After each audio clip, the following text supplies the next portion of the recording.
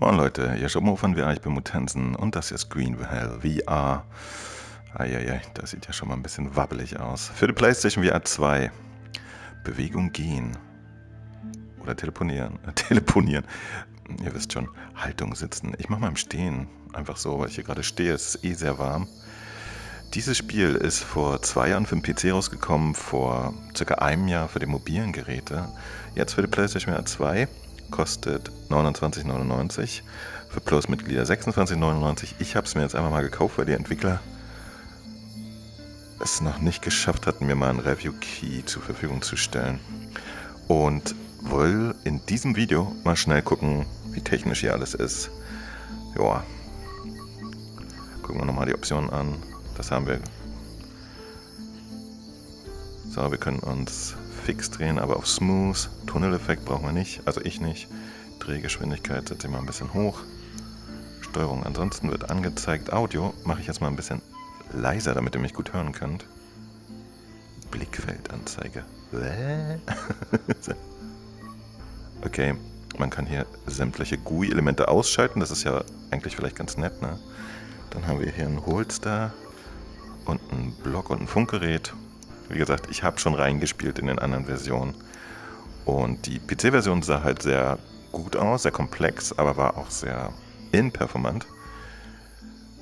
Quest-Version hat eigentlich ganz gut abgeliefert. Wir machen mal Geschichte, ja. Neues Spiel. Was soll das denn? Schwierigkeitsgrad. Ein Spaziergang? Ja, ne? So, wir wollen uns ja was angucken und hier nicht Highscores droppen oder sonst was. So, das Menü sah eben schon ganz okayisch aus, ja, was den Gesamteindruck angeht, aber auf keinen Fall in wahnsinnig bemerkenswerter Auflösung. Okay. Ja. I'm here. Ja, okay, Hey! okay. I made it! Is everything all right? Yeah, you can come up. You do know you have the walkie-talkie, right? So, wie gesagt, wir sind für die Technik jetzt hier. Vielleicht spiele ich es heute Abend mal im Livestream oder so, deswegen gehe ich jetzt erstmal nur auf die Technik ein. Das Spiel selber ist halt so ein Survival-Game, das gibt es ja auch für Flat, aber die VR-Version, glaube ich, ist linearer. Ich habe allerdings sowohl in die PC- als auch in die Quest-Version immer nur so 1,5 Stunden reingespielt, deswegen viel weiß ich nicht drüber. Es gibt so eine Story, die wird erzählt und dann gibt es jetzt erstmal ein Tutorial, so, wo man alles lernt, wie man sich irgendwie Dinge bauen kann, etc. Und in der Zeit passiert noch nicht viel Aufregendes, aber die Story entwickelt sich so ein bisschen weiter. Unsere Freundin oder Bekannte, weiß ich nicht mehr genau, ist irgendwie irgendwo verschollen. Wir wollen sie am Ende suchen. So, ich habe einen Walkie-Talkie auf der Seite hier. Und ihr merkt es vielleicht schon an meiner zurückhaltenden Art. Von der Auflösung her, ja, ist hier jetzt nicht PlayStation VR 2 Glory unterwegs. Das ist okay. Ja. Ich würde mal sagen, das ist so von dem, was wir jetzt im Vergleich haben. Wir sehen jetzt allerdings auch noch keine ganz große Entfernung hier, aber vielleicht ist ein gutes Beispiel. Die junge Dame da unten, ne? So, also deren Gesicht ist einfach eine Masse, das ist nicht klar. Und vor allen Dingen fällt auch sehr schnell auf, dass da hinten bei den Baumwurzeln, da sind ja ein bisschen kontrastreiche Strukturen, da jittert es schon auf jeden Fall. Ja, das ist immer ein Zeichen dafür, dass die Auflösung nicht sehr hoch ist. Außerdem, das ist auch der Klassiker, wenn die Auflösung nicht sehr hoch ist. Die ganzen Blätter hier, das sind nämlich einfach nur Texture-Maps mit Alpha und die flimmern auch alle so ein bisschen vor sich hin. Ja, es ist jetzt nicht so, dass ich sagen würde, Herr Gott, aber es fällt auf. Ja, gerade weil jetzt ja eigentlich auch für PlayStation 5 und PlayStation 2 Verhältnisse noch nicht viel los ist. Das sieht auf jeden Fall ein bisschen besser aus als die Quest-Version, würde ich sagen. Gerade was das Verteilen der Pflanzen angeht und ein bisschen Lichteffekte und so.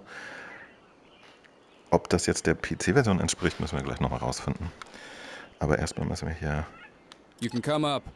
drücken. Just go ahead. I need to find something in my backpack. What exactly? The gear should already be at the camp. You will know when the time comes. Patience. Very well. You can catch up, yes? The path leads through that canyon. I know. Okay, und damit sind wir jetzt entlassen und dürfen mal los und das Lager finden. Sag mal, hatte ich nicht flüssiges Drehen eingegeben? Merkwürdig. Option, VR drehen? Ja, hatte ich. Ist ihm aber egal. Okay. Vielleicht nicht auf Speichern gedrückt. Huit. Speichern. Zurück. Fortsetzen. Und jetzt bin ich hier. Okay, also wir können uns drehen. Muss er nicht machen. Aber viele finden das angenehmer. Ich weiß, wenn ich das Video hier mache, dann ist das für euch beim Zuschauen meistens auch angenehmer, als wenn ich mich so Smooth Turn, Snap Turn drücke. Ne? Okay, also das hier ist schon mal ganz nett. Ja, die Hand verschwindet nicht im Baum und es gibt Geräusche. Sowas, das ist schon immer ein ganz gutes Zeichen. Die Blätter allerdings, denen ist es egal. Okay. Ja, also der Witz ist immer, Leute, wir reden hier von einem Gerät und können das halt immer vergleichen mit Horizon, Call of the Mountain, ja, das ist kein Scheiß. Und das sieht halt 700 Mal besser aus. Und da können wir die Büsche verprügeln und, ja. Ah, da ruft schon wieder jemand an. Oh, have you tied down the boat? See. Jake, I know this might sound stupid under the circumstances, but I am glad we came back here. Yeah, I feel you. The place is beautiful. Still. Still, we can't forget what we came here for in the first place. I know. But as soon as we're settled in, I am off to the Jawahaka village. Oh, wir können sogar springen. Ah, ganz nett. And what if they will not speak to us? Come on, let's not get ahead of ourselves. You're a phenomenal interpreter. If anyone can communicate with them, it's you. Good thing I have an anthropologist at hand, Dr. Higgins. Was mache ich mit den Bananen? Wir haben später ein Inventar, aber jetzt scheinbar noch nicht. Ich nehme sie mal mit. Wer weiß, ach, die hängen ja die ganze Zeit, okay. So, ja, auch so Kleinigkeiten, ich weiß nicht, ob es euch auffällt, ich gehe noch mal ein bisschen zurück. Hier ein bisschen LOD nimmt man auch wahr, ne? Guckt mal auf den Busch, wo meine Banane gerade hin zeigt und plump. Ist aber jetzt nicht so stark, dass es irgendwie gar nicht geht oder so, ja. Aber, ja, nachdem wir schon ein paar PC-Umsetzungen auf der PlayStation VR 2 haben, die eine sehr gute Figur machen, ist das halt immer die interessante Frage, ne? Wie gut beherrschen die Entwickler die Technik und können da auch ordentlich was rausholen. Hier würde ich jetzt sagen, ist es wieder mal so okayisch. Das ist nicht das Maximum, was man ziehen könnte, aber es funktioniert, ja. Es ist kein No Man's Sky-Unfall oder sowas. Das sieht ja auf der PlayStation 2 immer noch sehr unglücklich aus. Und dann hatten wir ein paar Titel, die waren auch ein bisschen blurry und so, aber das Verhältnis hier passt, ja. Man fühlt sich schon gut im Wald, die Vegetation ist cool und dicht. Ich bilde mir ein, auf dem PC war hier aber nicht direkt eine Mauer, sondern noch mehr offenes Wäldchen. Ganz interessant. Ist natürlich auch ein Trick, um die Sichtweite zu beschränken. Oh, ich muss Mia rufen. Okay, I found the tent. Is everything all right? Alles in Ordnung. Also, drück. Spacious interior, luxurious cots, not all that fancy. Oh, and there's a dirt floor. As long as it doesn't leak, I am fine with it.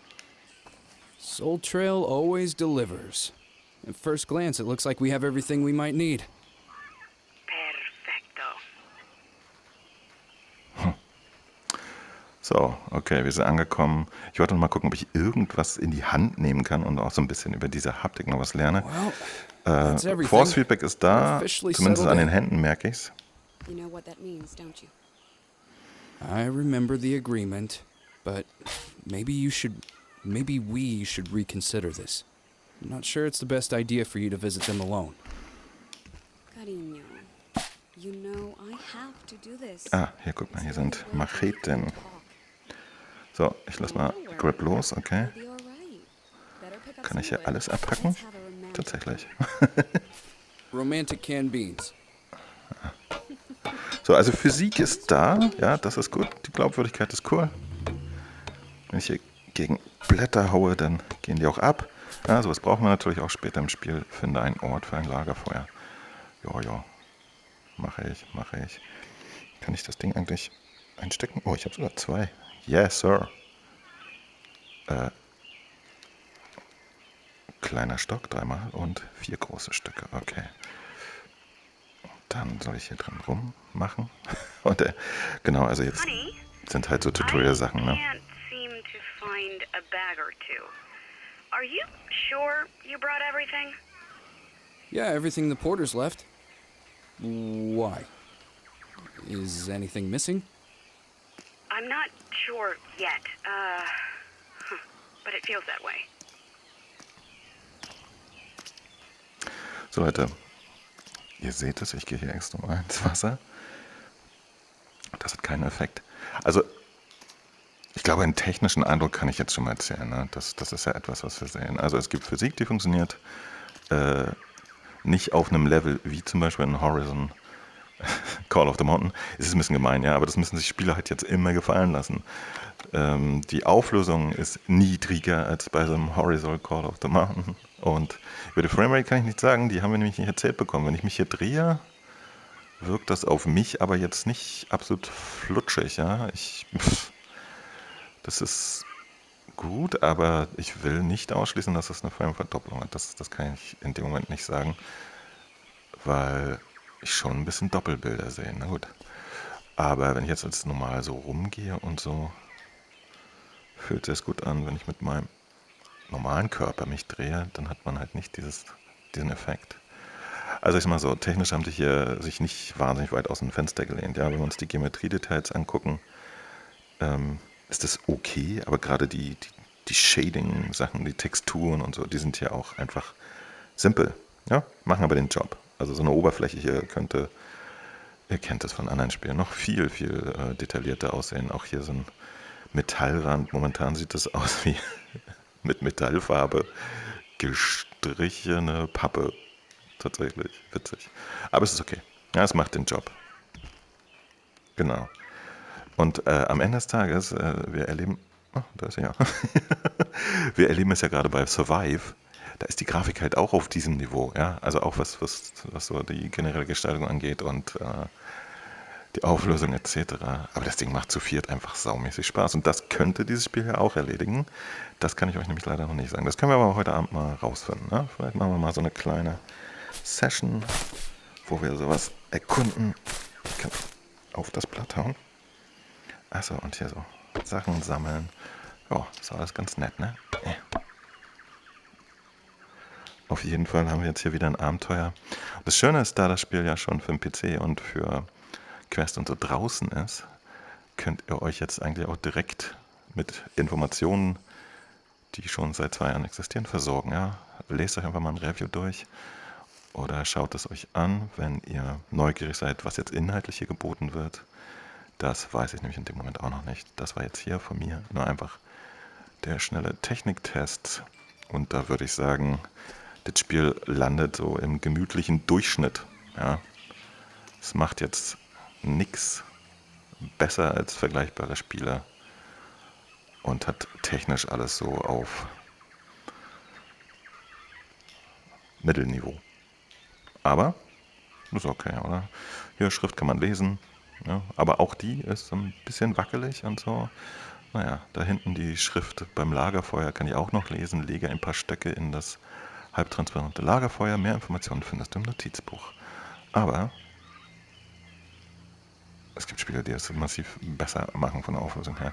Interessant. Ja, warten wir mal ab. Also manchmal ist es ja auch so, dass die Entwickler noch ein bisschen nachlegen, noch ein bisschen patchen. Tatsächlich soll dieses Spiel generell auch für die anderen Versionen noch einen Koop-Modus bekommen, was es dann nochmal interessanter macht. Und das, würde ich sagen, reicht erstmal für einen ersten groben Eindruck, hoffe ich, damit ihr wisst, ob ihr euch das kaufen könnt oder nicht. Ich bin erstmal raus. Denkt an das Däumchen. Schreibt mir mal drunter, falls ihr das Spiel schon kennt, schreibt mal für mich und die anderen drunter, wie lange das dauert und wie es euch gefallen hat. Ja, das ist tatsächlich auch ein hilfreicher Input für die Community. Denkt ans Däumchen. Ich bin raus. Abonnieren könnt ihr natürlich auch gerne. Und wir sehen uns dann. Bis dann. Winke, winke hier. Oh, bei allen Händen. Ciao, ciao, ciao.